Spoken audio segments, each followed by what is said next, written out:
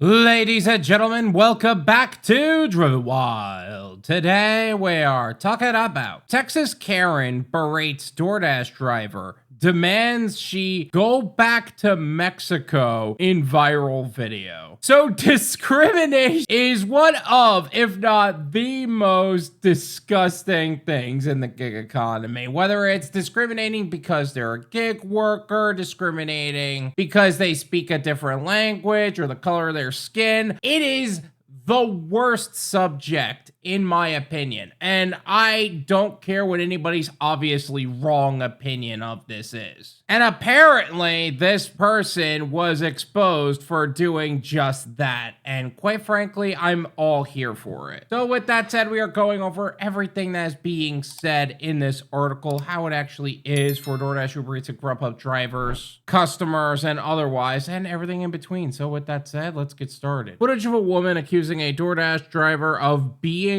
illegal and telling her to go back to her country spread outrage on TikTok. A nearly unknown TikToker posted video of a woman harassing her in her car in a Texas town on Wednesday and was on Reddit by Thursday. The general consensus is that this lady should mind her own business. There are also a lot of takes on the way this lady talks, and they're about as kind as she was. To be as clear as possible, before I even get into this, because I didn't see the video and I'm just starting to read the article, this is not a political channel. This has never been a political channel. This will never be a political channel. This is not left, right, A, B, up, down, otherwise. This is simply reading over the contents of the subject. I say that because, number one, I just want to be as clear about that as possible. And number two, this is one of those topics in the gig economy that has sprung up so much rage,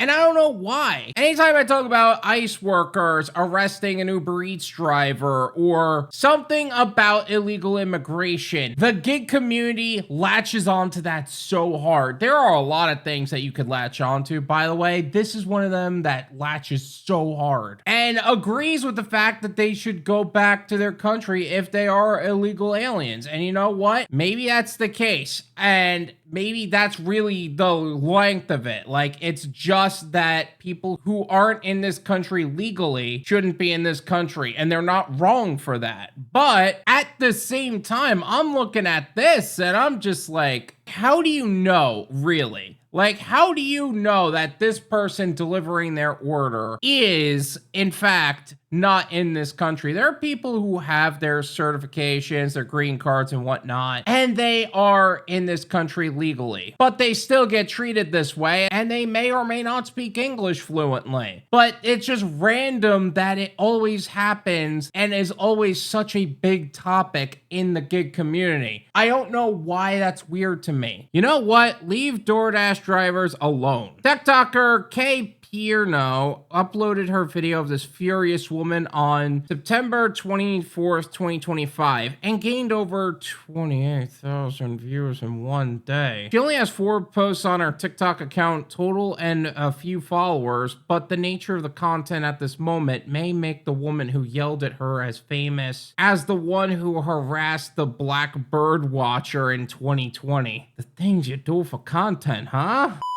I'm gonna leave her TikTok as well as her profile in the description so you can develop your own opinions on the subject. Hi. You know what? Because you're an illegal and you know what? You don't live in Paramount and you're door dashing. You know what? Why are you entitled to be here with an illegal car? What is an illegal car? What I feel like, how is the car illegal? Like, is there no license plate? Is there a temporary plate on there? Like, is the car just like really low for some reason? If that's the case, like if they're doing modifications to the car, maybe it's not about their status at all as an immigrant, because quite frankly, it takes money to be able to make those adjustments. But what do you mean an illegal car? I'm obviously coping with the idea that this is one of the most egregious takes on TikTok. Like, this is clear racism at its finest. But nevertheless, I'm just here like, what? Go ahead. I don't know. You know what? I'll do that. Is homophobic? No, speak English. Yeah. Well, then speak it. But why? But why? You know what? You're in Flower Mound. You know what? Go speak your language back in Mexico. You know what? Exactly. Hey, you're taking away jobs. She's a DoorDash driver. During this time of year, they're trying to flood the market. I get that they shouldn't be oversaturating markets, but I don't know if stealing jobs fits that description. You think it's funny? Okay.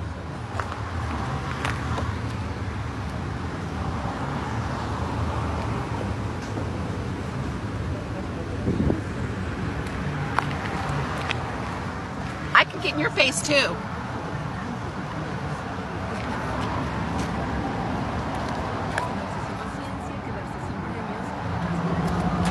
Thank you.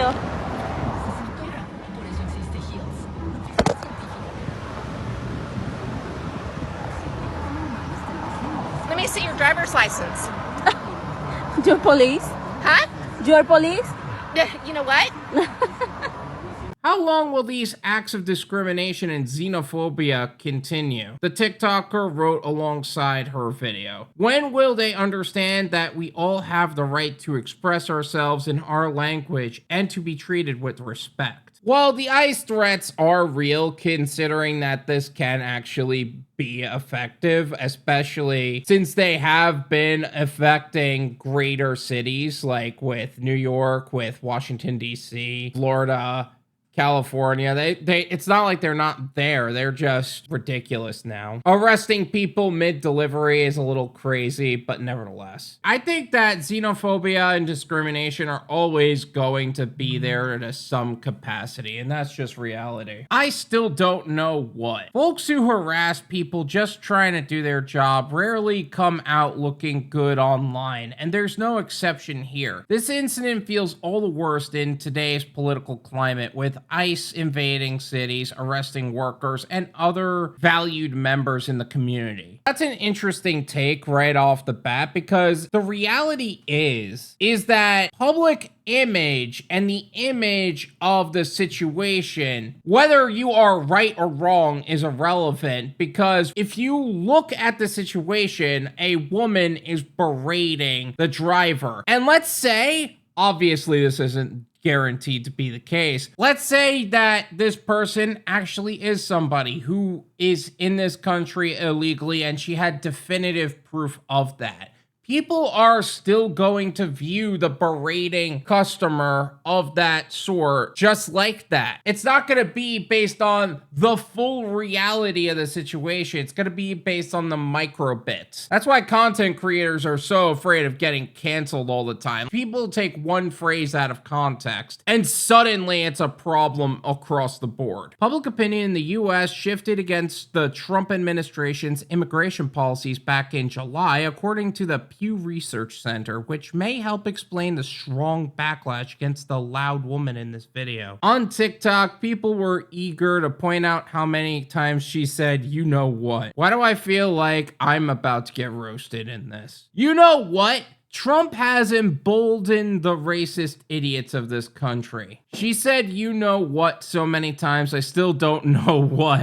Why am I suddenly so afraid to say, "You know what?" ever again? Because now if I say, "You know what," which is a very common phrase, it's going to be associated with this chick. Can't imagine being that scared of people different from myself. This may come across the wrong way, but there are times when I'm genuinely like, maybe I should be a little bit more concerned here. And it's never just like the color of their skin or something like that. There's just this vibe about them. There's just this energy about them that just comes across like they're looking for a fight. They're just intimidating people. And I'm like, okay, this guy looks like he would fight with more than just words. Karen's just concerned that illegals are taking those prime DoorDash jobs. You know, the ones with no worker protections where you have to drive and insure your own vehicle and there are no healthcare benefits. First off, if you're not insuring your own vehicle regardless, you're the problem. Second, if you really think you have worker protections as a W-2 employee, you're out of your damn mind. Like, I am in the midst of a legal battle myself, and I gotta tell you, that shit's expensive. Like, do you realize that even if you do have a legitimate case, lawsuits are only as good as your ability to actually fight them, and your ability to fight them is directly correlated to how much you could actually pay for them. That's why I hate our legal system as a whole. It's never about doing the right thing by people. It's doing the right thing by people until they can't afford to fight you, and in which case keep them as knocked down as possible until they can actually fight back. I'm dealing with that right now, and it's not easy, I'll tell you what. This is my opinion.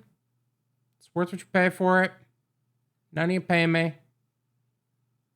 There you go. I can't see a reasonable reason for this person to have been this way, for sure. Hands down, this comes across as this being about racism more than it is about illegal immigration or anything of that sort. Does it change that it's still a problem? No, it is a problem for both sides. Illegal immigration is an actual issue that's affecting the gig economy because there's a lot of people who are willing to work for less on these platforms, and they're not even realizing how much it's actually costing the gig economy money as a whole, let alone all of the other issues that come with that. On the flip side, you have Karens that are just thinking about that from a racist perspective. Like, suddenly if you have a different color skin, that makes you illegal, which is also wrong because discrimination is bullshit. Like, have some valid evidence of why this person is an illegal immigrant. Then I'll discuss that with you. The only thing that this really showed that is new, other than the fact that our country needs some healing sooner rather than later, is that I need to be concerned about saying the phrase, you know what, in the very near future, because that's who I'm